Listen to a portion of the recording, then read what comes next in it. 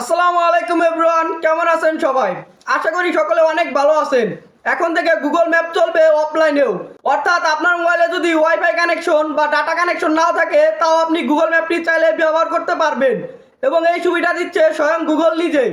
কারণ আমরা এমন কিছু স্থানে চলে যাই অনেক সময় যে স্থানে গেলে আমাদের সিমে নেট থাকে না এবং কি আমাদের মোবাইলে ওয়াইফাই কানেকশনও থাকে না। তখন যদি আমরা চাই গুগল ম্যাপটি ব্যবহার করব তাহলে কিন্তু আমরা ব্যবহার করতে পারি না।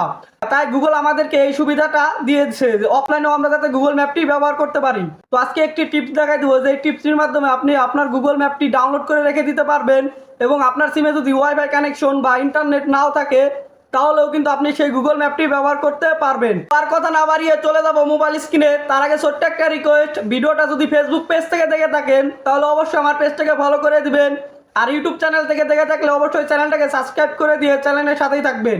আর ভিডিওতে যারা এখনও লাইক করেন নাই অবশ্যই ভিডিওতে একটা লাইক করে দিবেন। মোবাইল স্ক্রিন থেকে শুরুতেই গুগল ম্যাপে চলে যাব।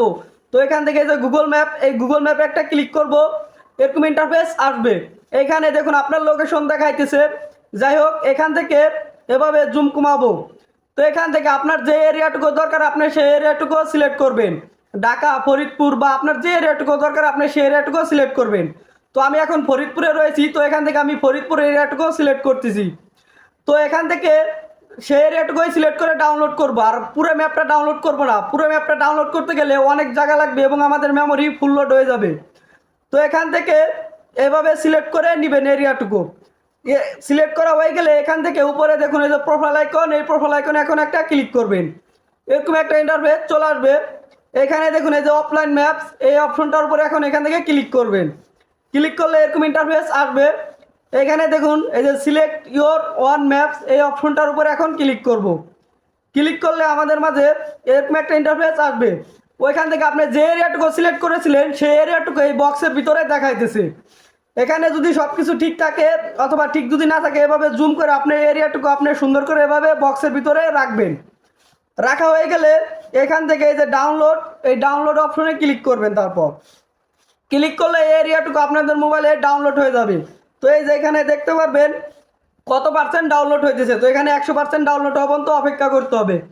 যাই হোক, এখান থেকে ব্যাক করি। এখন ব্যাক করার পরে এখন আপনি চাইলে একাধিক এরিয়া ডাউনলোড করে রাখতে পারেন।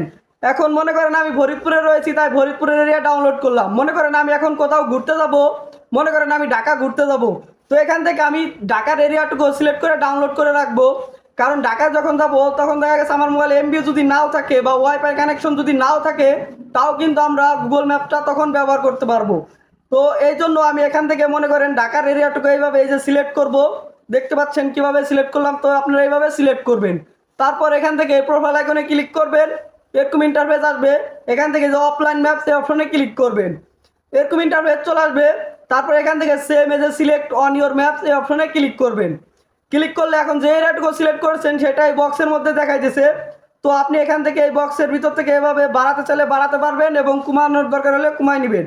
তারপর এখান থেকে ডাউনলোড অপশনে ক্লিক করলেই সেই এরিয়াটুকু আপনার মোবাইলে ডাউনলোড হয়ে যাবে।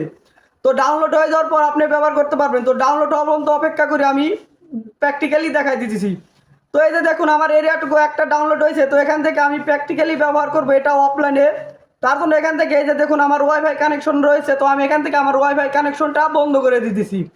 বন্ধ করে দিলাম এবং আমার এই যে ডাটা কানেকশন হয়েছে দেখুন বন্ধ। তো এখন এখান থেকে এই এরিয়াটুকু যে ডাউনলোড হয়েছে তো এটার উপর আমরা এখান থেকে ক্লিক করব। ক্লিক করলেই এরকম ইন্টারফেস চলে আসবে। এই যে দেখুন অফলাইনেও কিন্তু এখন চলতেছে। এখন আমার মোবাইলে ওয়াইফাই কানেকশন নাই বা ডাটা কানেকশন নাই, তারপরেও কিন্তু এই যে দেখুন চলতেছে। এখন এখান থেকে জুম করলে কোনো কিচ্ছু হবে না, মানে অনলাইন কানেকশনে যেরকম দেখাবে অফলাইন কানেকশনে সেম এরকমই দেখাবে। তো আপনি চাইলে এভাবে গুগল ম্যাপের এরিয়া ডাউনলোড করে আপনার মোবাইলে অফলাইনেও ব্যবহার করতে পারবেন।